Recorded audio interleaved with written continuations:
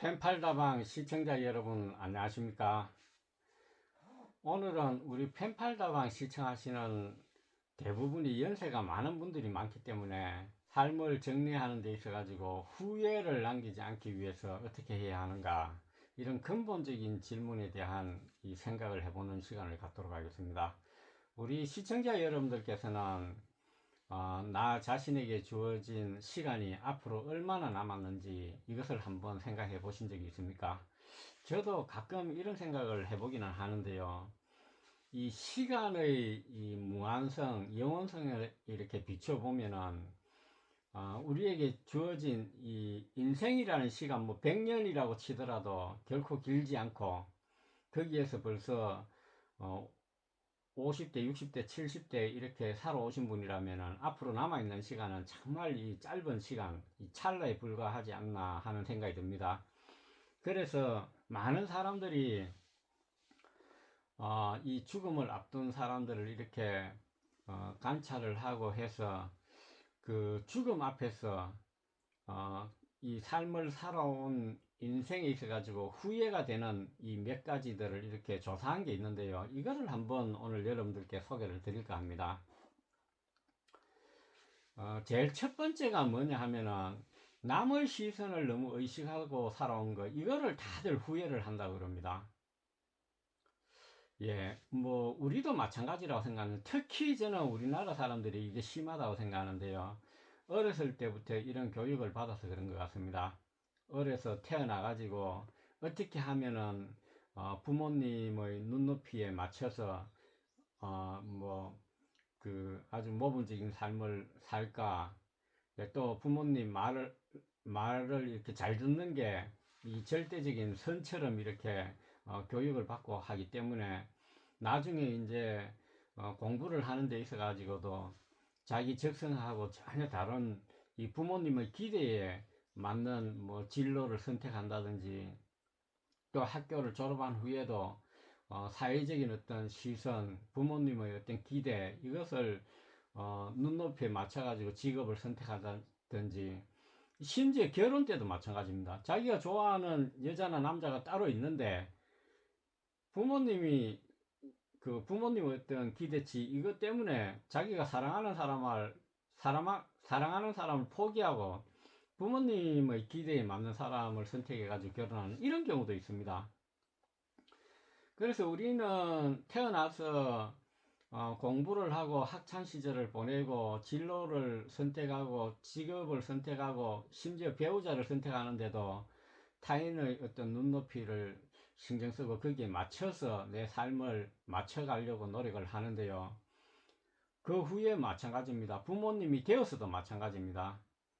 계속해서 자녀들 눈치 봐야 되고, 사회적인 어떤 뭐 직장에서 상사, 부하, 물론 이렇게 하지 않으면은 사회생활이 힘들겠지만 너무 지나치게 타인의 눈높이에 내 삶을 맞춰서 살아가려고 하는 거, 이게 죽음을 앞둔 사람들이 제일 후회하는 첫 번째라고 그럽니다. 이게 이해가 될 수 있을지 모르겠는데, 제가 한 6년 정도 전에 홍동신 TV에 이 매물이 올라와 있는, 지금도 있습니다. 찾아보시면은 그 나와 있는데요. 지리산에 들어갔다가 이 노부부를 만나 뵀는데요. 그때도 연세가 한 80 이렇게 넘은 걸로 제가 기억을 하는데, 할아버지는 암 투병을 하고 계셨습니다. 거의 터미널이었는데요. 말기암을 거쳐서 지나고 있는 그런 상황이었는데, 그래서 이제 집을 이 땅이 뭐 한 4,000평, 5,000평 되는 그런 땅이 있고, 그 집에 맺혀 있고, 젊어서 들어오셔가지고 개간을 하고 피땀 흘려서 모든 그 추억과 애환이 다 서려 있는 그런 터전이었습니다. 얼마나 이 터전을 매매하기가 좀 아쉽고 섭섭했겠습니까? 그때 아마 한 6억 이상 이렇게 내놓은 걸로 알고 있었는데요. 제가 한 몇 달, 한 두세 달 전에 다시 지리산에 들어갔다가 저기 집을 한번 방문을 했었는데, 여전히 할아버지 할머니가 거기에 살고 계셨습니다. 근데 할아버지는 거의 임종을 맞이할 정도로 이 기력이 없으셔가지고 침대에 누워 계셨고, 할머니는 추운 날씨에 오돌오돌 떨면서 맨발로 거실에서 할아버지를 케어하고 계셨는데요. 예, 제가 뭐 오래 있기도 민망할 정도로 상당히 이렇게 춥고 좀 그 얼씬년스러운 그런 분위기였습니다. 그래서 제가 왜 여기를 못 떠나고 계십니까? 한번 여쭤보니까 이 집과 땅을 팔아야 딴 데로 갈 수가 있는데 집 땅을 정리를 못해서 못 가고 있다 이런 말씀을 하셨는데, 가격을 얼마를 받으시려고 하십니까? 제가 재차 질문을 드리니까 예전에 받고 싶은 가격 6억 이상을 받아야만이 떠날 수가 있다 이런 말씀을 하셨습니다. 저는 이제 이 말씀을 들었을 때 뭐 여러 가지 그 감정이 이렇게 교차를 했는데요. 그 임종을 앞두고 할머니도 여든이 넘어가지고 기력이 그렇게 없는 상황에서 6억이라는 돈이 과연 어떤 의미가 있을까? 대도시에 집도 있고 살 수 있는 충분한 여력이 있음에도 불구하고 그렇게 추운 날씨에 몸을 이렇게 떨면서 그 집을 이 6억이라는 돈을 받기 전에는 못 떠나겠다라는 이런 의지, 이게 어떤 의미가 있을까 이런 생각이 들었고요. 과연 이분들이 당신들이 남아있는 삶의 시간이 얼마 남지 않았다라는 것을 인식한다면은 이런 선택을 하셨을까 이런 생각도 좀 들었습니다. 아니면은 당신들의 안락한 삶보다는 자녀들을 위해서 이런 선택을 하시는 거 아닌가 하는 그런 느낌도 좀 들었고, 어쨌든 여러 가지 감정이 교차를 했는데요. 아마 우리나라 사람들은 대부분 보면은 자신의 어떤 삶보다도 타인의 눈높이에 맞추려는 삶, 이런 집착이 상당히 큰 것 같습니다. 이렇게 해서는 죽음 앞에서 반드시 후회하는 삶을 해안을 남길 수밖에 없다. 예, 다들 이렇게 이제 얘기를 하는데요. 첫 번째로 어, 타인의 눈높이를 의식해서 살지 마라. 예, 이런 말씀을 드리고 싶습니다.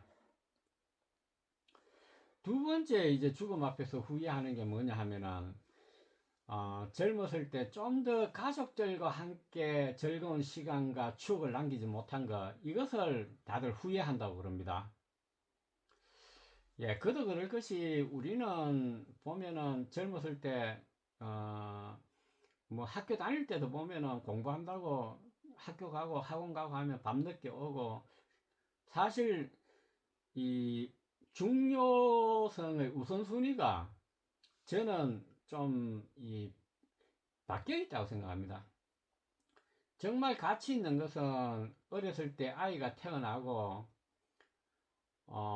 이렇게 성장하면서도 마찬가지고, 무슨 이 아이가 뭐 영어를 잘하고 수학을 잘하고 특별한 재능을 갖춰가지고 그것을 뭐 두각을 나타내고, 물론 그런 것도 중요한 요소겠지만, 그것보다도 더 우선순위에 둬야 될 거는 가족들과 함께 엄마와 아빠와 좋은 추억을 쌓는 것, 또 형제들과 좋은 추억을 쌓는 것, 예, 이게 상당히 저는 중요하다고 생각합니다.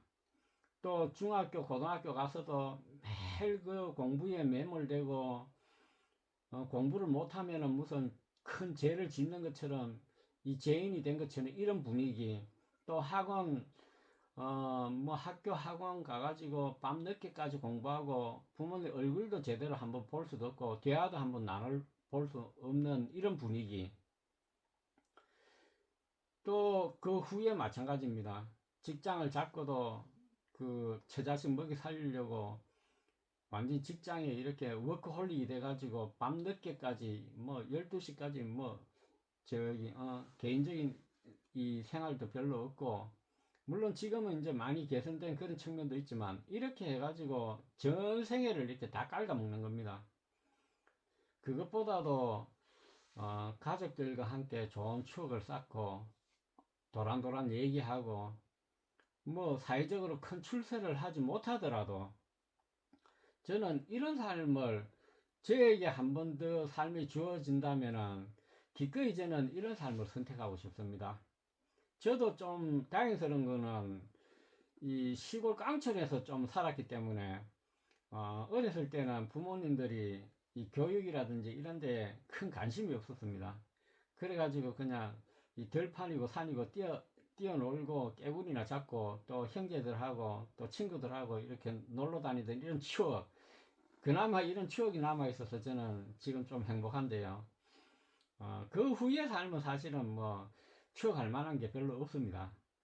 예, 그렇듯이 가족들과 함께 좀 더 좋은 이 추억과 좋은 시간을, 더 많은 시간을 보내지 못했던 것, 이것을 죽음 앞에 이런 사람들이 후회를 한다고 그럽니다. 세 번째는 자신의 감정에 충실하지 못했던 것, 이것을 죽음을 앞둔 사람들이 제일 후회하는 이 세 번째 랭크가 되어 있습니다. 이것도 뭐 예를 찾으려 그러면 얼마든지 찾을 수가 있는데요. 뭐 저 개인적으로 경험했던 예를 찾으라 그러면 이런 거를 한번 들고 싶습니다. 연세가 드신 분들, 이런 분들이 사별하거나 이혼하거나 뭐 결혼을 하지 않은 채로 여러 가지 이유로 혼자 계신 분들이 배우자를 만나고 싶어도, 나는 배우자를 만나서 즐겁게 시간 보내고 차도 마시고 좋은 음식도 같이 나누고 이 데이트도 하고 이렇게 살고 싶은데 자기의 감정을 숨기는 겁니다. 드러내지 못하고 저한테 상담할 때도 굉장히 조심하고, 또 제가 이제 모든 어떤 마음의 이 장벽을 걷어낼 수 있는 분위기를 만들어서 상담을 하게 되면은 저한테는 솔직하게 털어놓는데 절대로 공개되거나 주변에 알려지는 것을 꺼려하는 그런 분들이 있습니다. 자기의 감정이 솔직하지 못한 겁니다. 그러면서도 자기의 감정을 드러내지 못하지만 또 한편으로는 이런 마음이 있는 겁니다. 좋은 사람을 만나서 데이트도 하고 젊었을 때처럼 그런 느낌은 그대로 남아 있는데, 예, 손도 잡아보고 싶고 뭐 한번 안아보고 싶고 이런 감정이 있지만은 자기의 어떤 감정에 솔직하지 못한 것, 예, 이게 저는 우리 한국 사회에 특히 심하다고 저는 개인적으로 판단을 하고 있습니다. 예, 이렇게 해서는 좀 더 시간이 흐른 후에 나의 남아있는 시간이 다 지나고 나서 후회를 남긴다고 그럽니다. 예, 이렇게 하지 마시고 자신의 감정에 솔직하고, 또 이것은 뭐 불법도 아니고 또 이것은 사회적으로 지탄받아야 될 일도 아닙니다. 뭐 가정이 있는 사람이 그러면은 그거는 지탄받아야 되지만은 혼자 있는 사람이 내 배우자를 찾고 짝을 찾으려고 하는 이런 것은 솔직하게 털어놓고 이 공개적으로 하는 것이 어떨까. 예, 이것도 저는 이런 예에 속한다고 생각합니다. 네 번째는 친구들과 좀 더 이 좋은 관계를 유지하지 못한 것, 이것을 후회한다고 그럽니다. 예, 저도 뭐 이렇게 돌이켜 보면은 이 얘기에 공감하는 바가 있습니다. 좀 더 이 좋은 사람들하고 이 폭넓게 교류를 하고 또 좋은 추억을 쌓고 좋은 관계를 유지하고 이렇게 했으면은 더 좋았을 텐데 하는 그런 아쉬움도 있고, 우리는 좋은 관계를 유지하는 것보다 많은 사람들과 경쟁하는 데 익숙해져 있기 때문에 이게 힘든 것 같습니다. 이 경쟁하다 보면은 협력해 가지고 서로 사랑하고 서로 다독여 주면서 함께 가려는 어떤 이런 의지라든가 이런 게 또 약해지게 되고, 예, 그렇게 해서 좀 더 친구들하고 좋은 관계를 유지하지 못한 것, 이것을 죽음 앞에서 후회하는 또 한 가지 경우라고 그럽니다. 예, 시청자 여러분들, 오늘 저는 개인적으로 꼭 말씀드리고 싶은 것은 우리 시청자 여러분들 60대, 70대, 80대 앞으로 남아있는 시간이 얼마나 남아있겠습니까? 꼭 말씀드리고 싶은 것은 죽음이 반드시 우리에게 다가온다는 것을 꼭 기억했으면 좋겠습니다. 그래서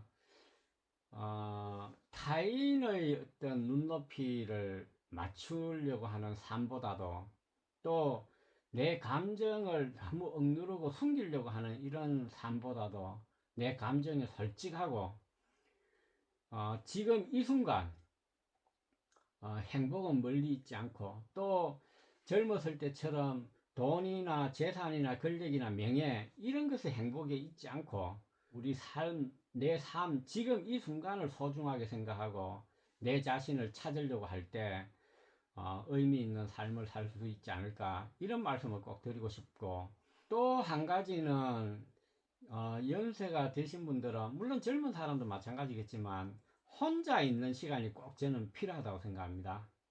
그래서 뭐 며칠 정도 정기적으로 혼자 있는 시간을 갖기 위해서 여행을 간다든지 이런 것도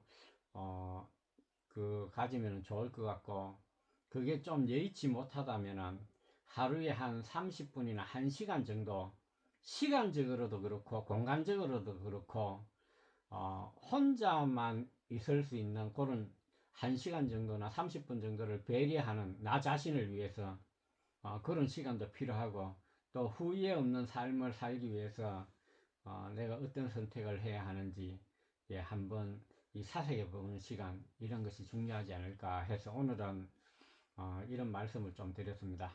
오늘 영상은 여기까지입니다.